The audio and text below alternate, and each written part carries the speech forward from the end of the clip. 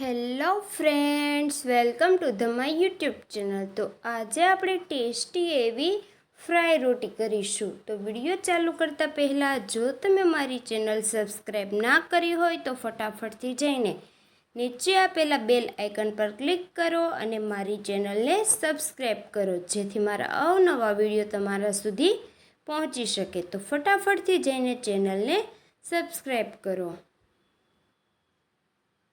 તો અહીં આપણે વધેલી રોટલીમાંથી ફ્રાય રોટી બનાવવાની છે। તો અહીં મેં જે વધેલી રોટલી છે તે લીધેલ છે।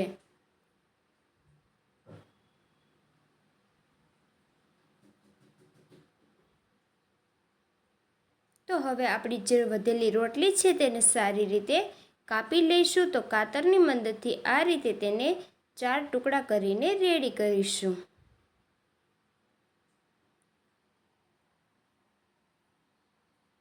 તો બધી જ રોટીને આ રીતે કાપીને તૈયાર કરીશું અને તેના એક પીસ અલગ પાડીશું। તો હવે બધી જ રોટલીના આપણે ટુકડા છે તે અલગ અલગ કરીને રેડી કરીશું।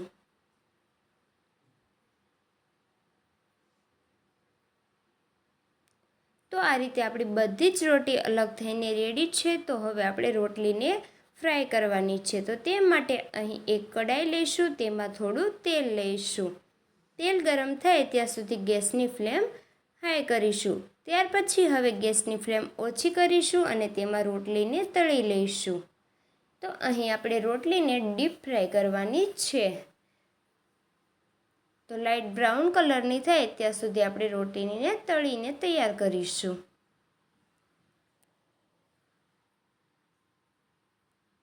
તો અહીં જે બાળકોને સવારમાં રોટલી ભાખરી ન ભાવતી હોય તેના માટે આ બેસ્ટ નાસ્તો છે। બિલકુલ કુરકુરી અને ખાખરા ટાઈપની રોટી બનીને રેડી થશે।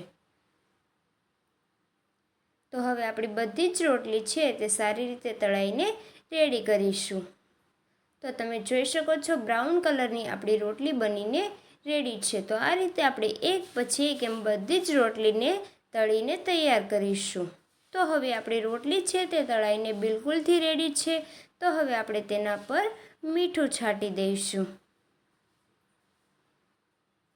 તો હવે આપણે કુરકુરી એવી રોટી ફ્રાય બનીને બિલકુલથી રેડી છે। તો ફ્રેન્ડ્સ, તમને આ રેસીપી કેવી લાગી તે જરૂરથી કોમેન્ટ કરો અને મોર્નિંગના નાસ્તા માટે ચા જોડે આ રોટલી ખાવાની મજા જ કંઈક અલગ છે। તો આ રેસીપીને તમે ઘરે જરૂરથી ટ્રાય કરો અને મારી ચેનલ ખુશી કુકિંગને લાઈક કરો, શેર કરો અને સબસ્ક્રાઈબ કરો, જેથી મારા વિડીયો તમને મળી રહે।